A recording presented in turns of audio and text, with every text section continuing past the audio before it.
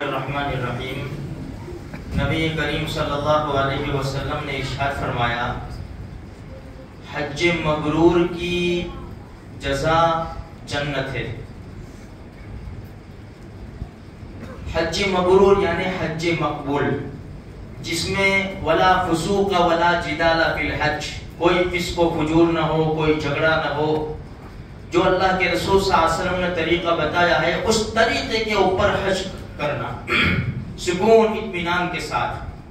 اب دیکھو، حج کے جو اعمال ہیں، مینا میں ٹھہرنا ہے، عرفات میں ٹھہرنا ہے، مزدلفہ میں ٹھہرنا ہے، شیطان کو کنکری مارنا ہے، حلق یا قصر کرانا ہے اور قربانی کرنا ہے، یہ جتنے بھی اعمال ہیں اس میں ایک عمل ایسا ہے جو پوری دنیا میں ہوتا ہے اور اسی دن ہوتا ہے، یعنی 10 ذی الحجہ سے لے کر 11-12، وہ ہے قربانی۔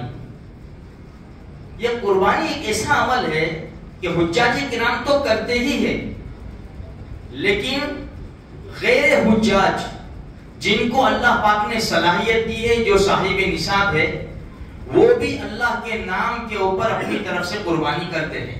ایک مسئلہ چھوٹا سا بتاؤں، جو حاجی حج میں جانے والے ہیں یا جا چکے ہیں، اگر وہ صاحب استطاعت ہے اور وہاں مسافر بھی نہیں ہے، مقیم ہے، تو وہ جو قربانی کریں گے حج کے دن، بھائی قربانی کرنے کے بعد جو حلق کراتے ہیں وہ قربانی وہ حج کے شکریہ کے لیے ہے۔ جو قربانی ان کے اوپر واجب ہوتی ہے وہ الگ ہے، اس اعتبار سے ان کے اوپر 2 قربانی ہو گئی۔ ایک تو جو حج میں کریں گے وہ، دوسری وہیں بھی کر سکتے ہیں، یا تو اپنے مکان کے اوپر ان کی رشتہ داری ان کی طرف سے کر سکتے ہیں۔ جو حاجی وہاں کرتا ہے وہ شکرانہ کی قربانی ہے۔ اچھا، اب یہ قربانی ہم نے سنا کہ حج میں جو اعمال ہے وہ اللہ کے جو محبوب لوگ ہیں، مقبول لوگ ہیں، ان کی ادائیں ہیں، ان کی نقل اتارنا ہے۔ اب یہ قربانی دیکھو میرے بھائیوں، کتنی زبردست نقل ہے۔ ابراہیم علیہ السلام اپنے بیٹے اسماعیل علیہ السلام کو لے کر مینا کی وادی میں پہنچتے ہیں اللہ کے حکم سے، اور باپ اپنے بیٹے کی گردن کے اوپر اللہ کے حکم سے چھری چلا دیتا ہے۔ کتنی بڑی نقل اتارنی ہے۔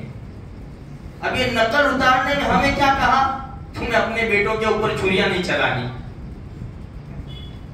تمہیں تو اس نقل اتارنے میں یہ کرنا ہے کہ اپنی حلال کمائی سے ایک جانور خریدو اور اس کی گردن کے اوپر چھری چلا دو، بس ہم قبول کر لیں گے، ہم نے اپنے خلیل سے وہ قبول کیا اور تم سے یہ قبول کر لیں گے۔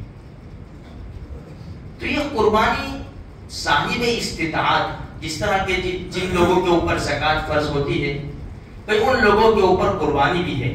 میرے بھائیوں، میں ایک مسئلہ بتا دوں، ایک بات بتا دوں چھوٹی سی، کہ دیکھو یہ قربانی کے جو دن آئیں گے نا، ہمیں شوق سے قربانی کرنی ہے، اپنی حلال کمائی اللہ کے نام کے اوپر لگانی ہے۔ میں ایسا نہیں کہتا کہ 50,000 60,000 لاکھ روپے کا بکرا خریدو، 2 لاکھ روپے کا بکرا خریدو، ہمیں اتنی شہرت بھی نہیں چاہیے۔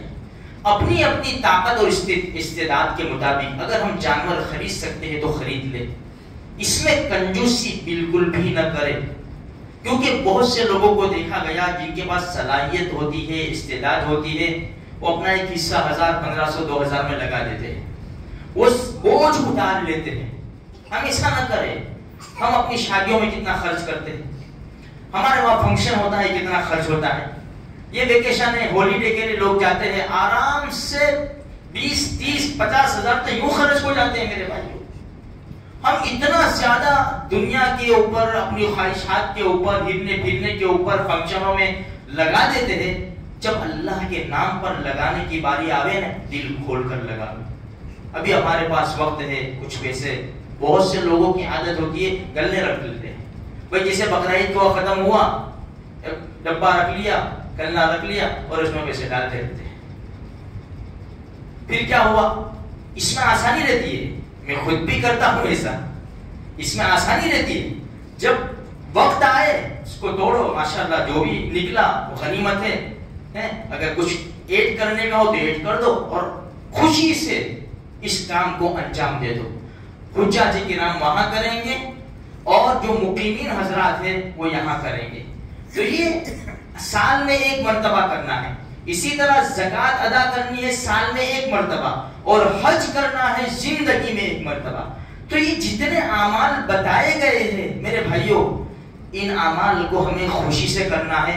قرآن کہتا ہے لن تنالوا البر حتى تنفقوا مما تحبون، تم ہرگز نیکی کو نہیں پہنچ سکتے یہاں تک کہ تم اپنی محبوب چیز کو خرچ نہ کرو۔ ہماری محبوب چیزیں کیا ہے؟ جان اور مال، یہی تو ہماری محبوب چیزیں ہیں۔ انسان جان لگاتا ہے مال کے لیے اور مال بچانے کے لیے جان لگاتا ہے، یہ دو ہی چیزیں ہیں لازم ملزوم جیسی۔ اس لیے میرے بھائیوں اللہ کے نام پہ جتنا لگائیں گے نا اللہ باقی نہیں رکھتا، اللہ اور زیادہ دیتا ہے۔ اللہ مجھے آپ کو سارے مسلمانوں کو یہ احکام پر خوشی سے عمل کرنے کی توفیق عطا